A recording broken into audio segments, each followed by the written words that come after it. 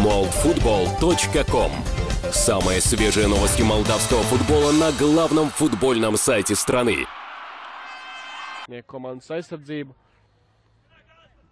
Varētu būt maiņa vairāk balsta zonā. Arī kāds trīnas flaksus pieņemsim. Bet tagad bīstami un 0-1. Un 0-1 gūst vārds Moldava.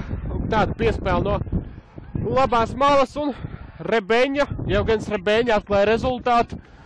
Ļoti liela prieki. Pretnieku komandas rindās. Nenoturēja viņu Klimaševičs. Tas bija tas, kas spēlēja pret Rebeņu. Tā, principā, ne no kā. Nebija loģi. Pagaidām gan Moldova dodas pretuzbrukumā. Šeit viens pats Graurs, izgājiens labs un sitiens pa vārtiem 2-0. Graurs nogramdē Latvijas izlases cerības uz neizšķirtu šajā spēlē 2-0 un Moldovas izlase var svinēt. Moldovas izlase pakāpsies uz 4. vietu pirmās grupas tabulā. Dinu Grauram šodien ļoti laba spēle, 1+1. Šis spēlētājs pārstāv Milsamī, dzimis 1900. moldfutbol.com. Самые свежие новости молдавского футбола на главном футбольном сайте страны.